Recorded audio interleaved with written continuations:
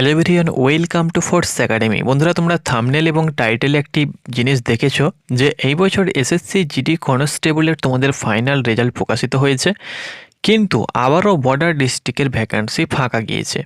তোমরা যারা বর্ডার ডিস্ট্রিক্টের প্রার্থী রয়েছো, হয়তো সিলেকশন তুমি পেয়েছো বা হয়তো সিলেকশন পাওনি কিছু নাম্বারের জন্য, বা হয়তো তুমি ফ্রেশ প্রার্থী অর্থাৎ নতুনভাবে অ্যাপ্লিকেশন করেছো, তাহলে অবশ্যই তুমি ভিডিওটা শেষ পর্যন্ত দেখো।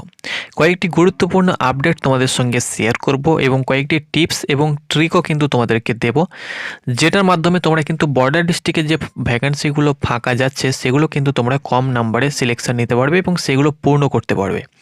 তো যখন থেকে তোমাদের ইডাব্লিউএস লাগু হয়, অর্থাৎ ইডাব্লিউএস তো প্রথমত এসএসসি জিডি কনস্টেবলের মাধ্যমে ছিল না, মোটামুটি 18 সালের পর থেকে ইডাব্লিউএস দেওয়া হয়েছে।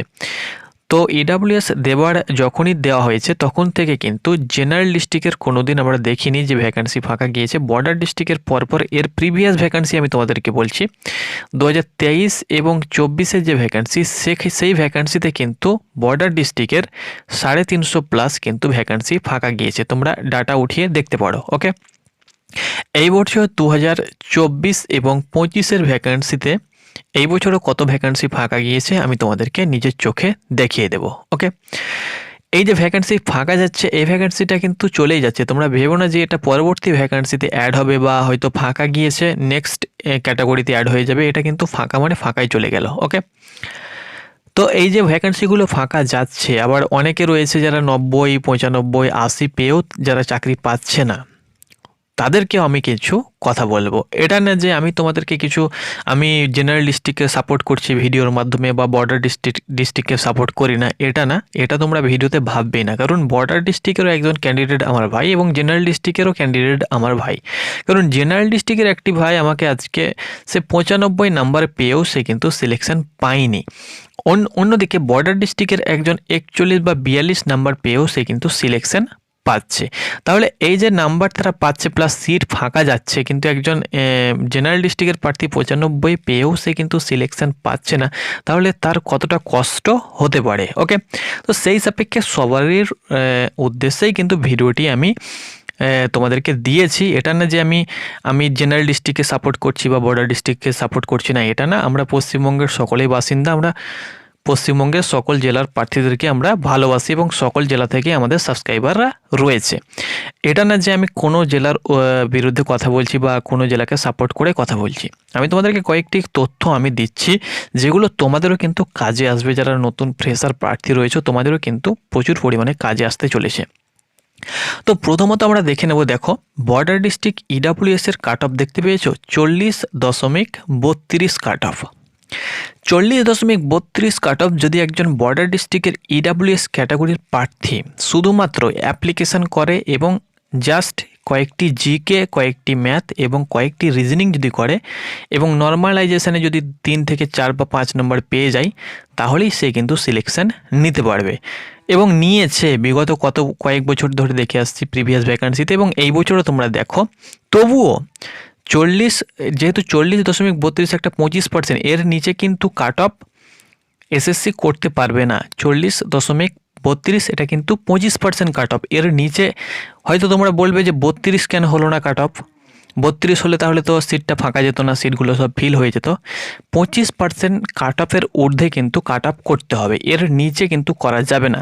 তো সেই সাপেক্ষে 40 কিন্তু লাস্ট কাট অফ। ওকে, সিট ফাঁকা গেলেও কিছু করার নেই। ওকে, তো এখানে দেখো 40 নাম্বার পেয়েও 119টি সিআরপিএফ, 19টি বর্ডার ডিস্ট্রিক্ট সিআরপিএফের ভ্যাকেন্সি ছিল এবং 103 জন শর্টলিস্টেড হয়েছে। এখানে ফাঁকা গিয়েছে 16 জন, অর্থাৎ 16 জন কিন্তু 16টি সিট ফাঁকা গিয়েছে। ওকে, 16টি সিট ফাঁকা গিয়েছে সিআরপিএফ। ওকে, এবার বিএসএফ দেখাচ্ছি তোমাকে। এবার বিএসএফ এর দেখো বর্ডার ডিস্ট্রিক্ট, সরাসরি আমি চলে যাব বিএসএফ এর পাতায়।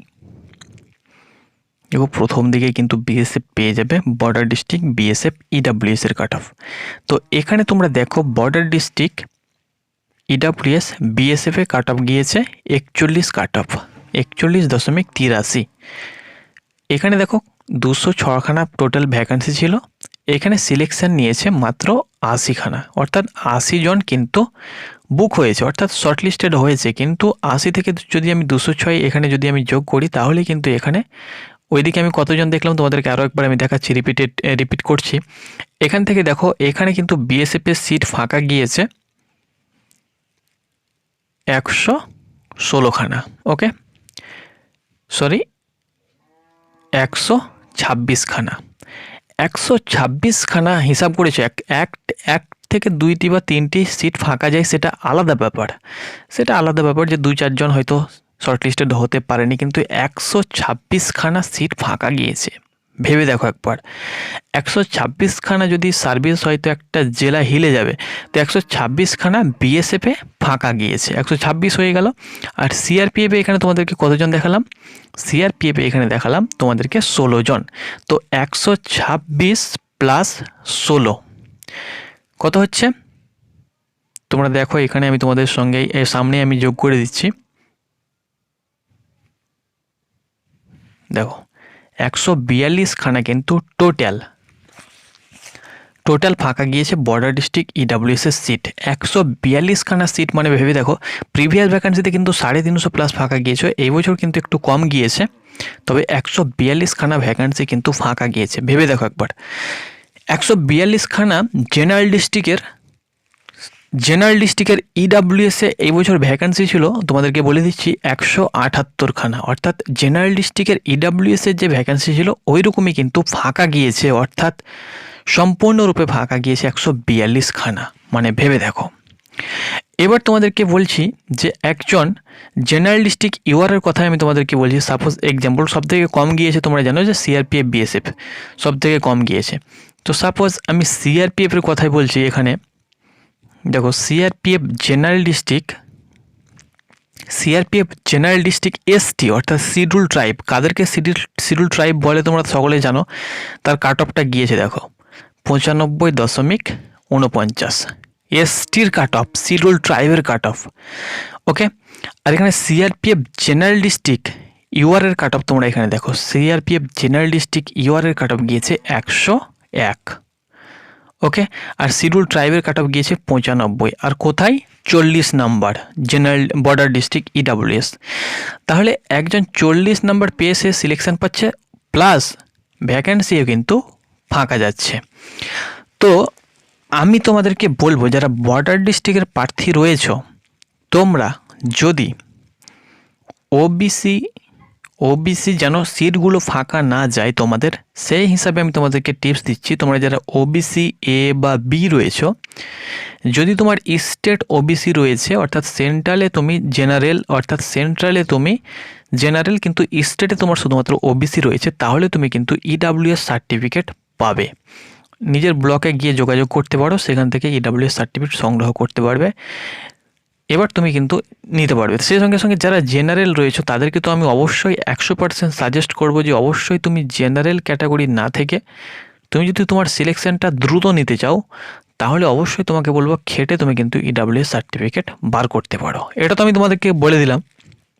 আর একটা দেখাচ্ছি জেনারেল ডিস্ট্রিক্ট ইডাব্লিউএস এর কাট অফটা তোমাদেরকে একবার দেখিয়ে দিচ্ছি। দেখো জেনারেল ডিস্ট্রিক্ট ইডাব্লিউএস এর কাট অফটা গিয়েছে, তোমরা দেখতে পাচ্ছ 83.35। এবার তোমাদের মনে হয়তো একটা কোয়েশ্চেন থাকতে পারে কি জেনারেল ডিস্ট্রিক্টের ভ্যাকান্সি কম আর বর্ডার ডিস্ট্রিক্টের ভ্যাকান্সি বেশি, এই কারণে কিন্তু এটা হচ্ছে।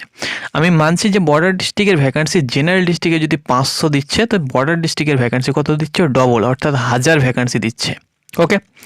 তো আমি সরকারকেও এটা বলবো, বা তোমাদের মতামত তোমরা অবশ্যই কমেন্ট বক্সে জানাবে, যে সিটগুলো নষ্ট না করে অবশ্যই জেনারেলদেরকে একটু সুযোগ দেওয়া জরুরি, বা যদিও না দেয় জেনারেল ডিস্ট্রিক্টকে, তবুও আমি বলবো যে যেসব ইডাব্লিউএস এর সিট প্রতি বছর ফাঁকা যাচ্ছে সেখানে একটু কম সিট দিয়ে সেই সিটগুলোকে জেনারেলে কনভার্ট করে দেওয়া একদম জরুরি।